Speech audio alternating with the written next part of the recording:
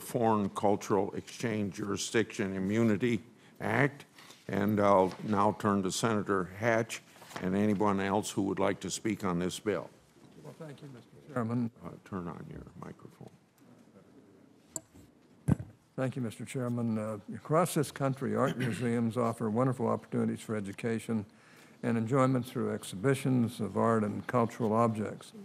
Many of these exhibitions include items loaned by foreign governments, allowing many of our constituents an experience they could never otherwise have. For more than 50 years, a federal law called the Protections from Seizures Act has been a critical part of the complex agreements and negotiations that produce these exhibitions. Under this law, works loaned by federal governments are protected from court judgments and seizure if the State Department has reviewed and certified that a proposed exhibition is culturally significant and is in the national interest. Unfortunately, this protection is now in serious doubt. In 2007, a federal court construed another statute, the Foreign Sovereign Immunities Act, in a way that could expose to litigation a foreign government that lends works through the Protection from Seizures Act process. Now, this unfortunate decision placed these two statutes, the Protection from Seizure Act and the Foreign Sovereign Immunities Act, in conflict when Congress intended them to be in sync. Not surprisingly, this has discouraged foreign governments from lending works for exhibition. And this problem was first brought to my attention by the Art Museum at Brigham Young University, one of the largest and best attended art museums in the Mountain West. They assembled an important exhibition of art from a dozen Islamic countries, the largest ever seen in Utah. At the same time, in the confusion over whether the Protection from Seizure Act is reliable, loan requests for works from other countries were denied. Museums have documented similar denials from countries all over the world. Now, this bill, S. 3155, does one simple thing that will correct the problem. It provides that lending works through the Protection from Seizure Act process does not create jurisdiction for a lawsuit under the Foreign Sovereign Immunities Act.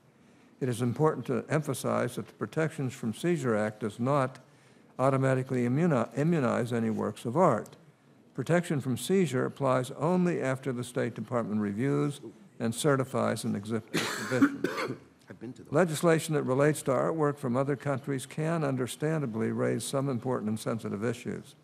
Now, I want to particularly thank Senator Feinstein and her staff, who were especially helpful in working with interested parties to draft the exemption in the bill for Nazi-era claims. These interested parties include the Conference on Jewish Material Claims Against Germany and the American Jewish Committee. This bill brings the United States in line with many other countries that protect art loaned for exhibition. The director of the Israel Museum in Jerusalem, for example, wrote me urging Congress to strengthen and clarify the Protection from Seizure Act. He wrote, quote, anything that you can do to strengthen immunity from seizure in the U.S. will ensure that museums worldwide can continue to lend to American museums in the precise spirit of international cultural cooperation the U.S. immunity from seizure protection was intended to provide, unquote. I ask consent to put this letter in the record, Mr. Chairman. Without objection, the letter will be entered. Mr. Chairman, more than 200 art institutions in 46 states, including 16 states represented by members of this committee, have endorsed this legislation. In my state, these include not only the BYU Art Museum, but also the Utah Museum of Fine Arts at the University of Utah and the Utah Museums Association. I ask consent that a letter from these institutions and associations be included in the record. Without objection, they are included. I also want to express my thanks to the Association of Art Museum Directors, which has been an invaluable partner in developing this bill. The House has already passed this legislation without opposition, and I understand they are ready to pass this version, which contains an additional provision requested by Senator Durbin.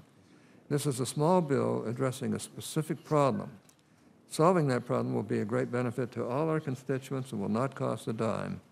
We don't have many of these opportunities. I'm glad to be able to be seizing this one. Any other members wishing to speak? May I, Mr. Chairman?